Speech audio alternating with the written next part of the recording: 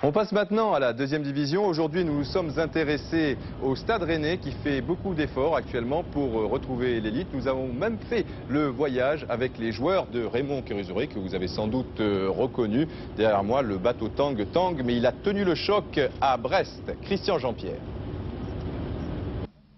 À Rennes, on ne veut plus faire l'ascenseur entre la première et la deuxième division.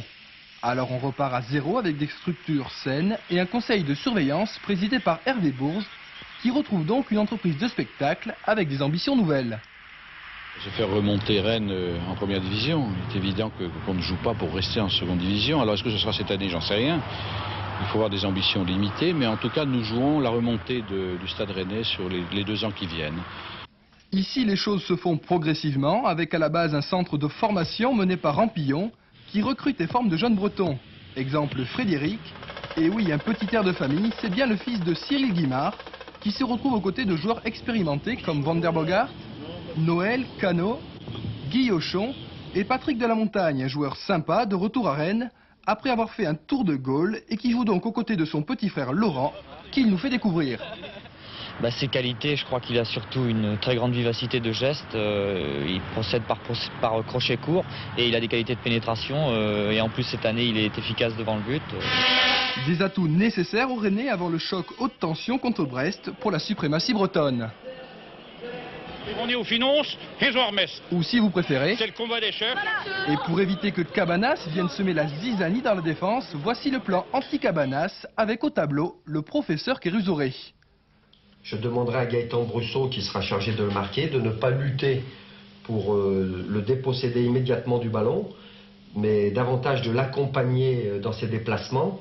Et je demanderai aux joueurs chargés de la couverture, Imre Garaba, et aux défenseurs latéraux de couvrir les espaces ainsi ouverts par le déplacement de Cabanas et d'éviter des remises qui peuvent être dangereuses pour Binic notamment, qui plongera vers le but. Ajoutez à cela un zeste de potion magique et vous savez tout sur le déplacement de Rennes à Brest. Un match qui commence fort avec un Laurent de la Montagne très remuant sur le côté droit, qui centre pour Guimard. Il y croit et ne se pose vraiment pas de questions. Brest réagit avec Cabanas, puis une erreur de Goudet sauvée de justesse par le Disé.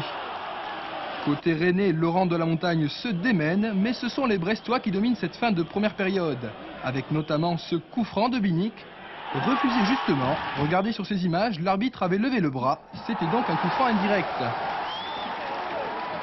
À la mi-temps, 0-0, et les 16 000 spectateurs déchaînés avaient vu du grand spectacle. En deuxième période, on retrouve Cabanas et Brusseau, comme prévu, qui le suit comme son ombre.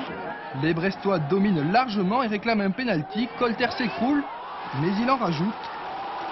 Les Blancs poussent, mais Rennes tient le coup. Baraba, auteur d'un bon match, prendra un carton rouge pour cette agression sur Cabanas. Et coup franc de la dernière chance pour Binic, qui frôle la transversale. Des Rennais qui, finalement, face à la tempête brestoise, ont bien joué le coup. Pour moi personnellement, c'est vrai, on n'a pas eu beaucoup d'occasions nettes devant le but. C'est dommage et comme ça, bon, quelques dribbles, mais ça peut pas marcher quand tu es trop seul. Analyse très lucide de Van der Bogart. Souhaitons maintenant que le match retour à Rennes au printemps soit aussi explosif, avec en plus quelques petits buts.